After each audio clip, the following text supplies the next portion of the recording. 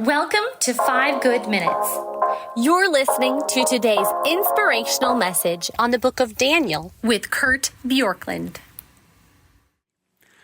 The end of Daniel chapter 3 has Nebuchadnezzar recognizing that there were 4 in the fiery furnace. And in verse 26, he says, Then Nebuchadnezzar came near to the door of the burning fiery furnace, and he declared, Shadrach, Meshach, and Abednego, servants of the Most High God, come out, come here. Then Shadrach, Meshach, and Abednego came out from the fire, and the satraps and the prefects and the governors and the king's counselors gathered together and saw that the fire had not had any power over their bodies of these men. The hair on their heads was not singed, the cloaks were not harmed, there was no smell of fire that had come upon them.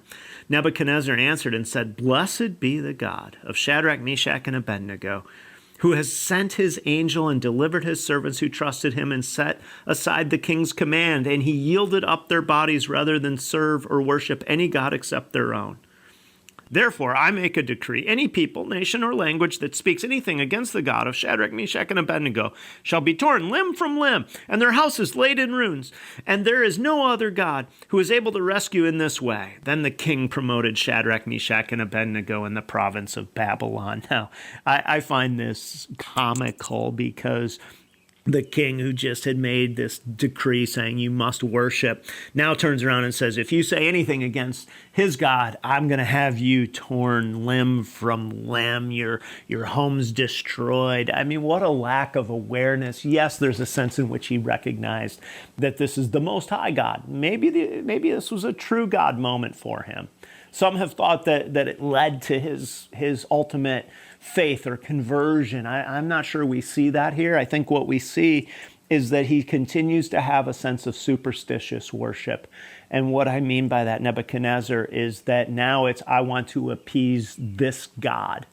And so sometimes what will happen when you have countered people and culture will say, there is something to your God, and I don't want to offend your God. I want to appease your God, and because of that, I'm going to try to honor your God, while still trying to honor my God, my narrative, and it becomes a superstitious approach to faith, meaning if I can just keep all of the gods happy with me, then I will get what I want. I'm sure this was an incredibly offensive moment to Nebuchadnezzar, because he had a moment where he thought he had power, and he all of a sudden recognized that there is a God who is more powerful than him, who could choose what would happen, and there was nothing Nebuchadnezzar could do about it. And yet, even though there's an appearance of faith, there's still a sense of superstitious faith of saying, I want to contribute to this God so that this God sees I'm on his side. I'm going to tear people limb for limb, as if this God needed Nebuchadnezzar's help in this moment. And what superstitious faith looks like often in our lives is when we try to game the system, to get God to be appeased, to help God so that God will like us and our cause a little better, to do something that we think will help us assuage God's passion, and therefore we try to get something in our life that we think will commend us to God. Like, God, look at what I'm doing for you. Now you should be pleased with me.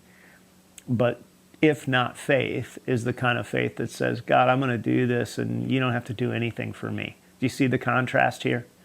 Shadrach, Meshach, and Abednego didn't say, well, we're going to stand up, so you should do something.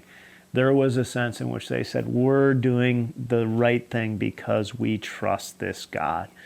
So let me come back to kind of where we started this week and just ask you, where are the places that you feel like you're being asked to bow to a narrative, to our culture, to a God, to a dogma, to a sense of worship that is counter to the things of God? And what is it that a courageous step would look like for you? A courageous step of faith, a resistance, so to speak. If God were giving you the moment to say, you have a choice to bow or not bow. Where is that in your life? And what is keeping you from saying, God, I'll bow because I know you can deliver me. But even if you don't, I won't bow anyway, because I'm bowing to you and to you alone. Thanks for joining us here today. There's a lot of great content to explore on Orchard Hill Plus and on the Orchard Hill main feed from the weekend. Have a great day.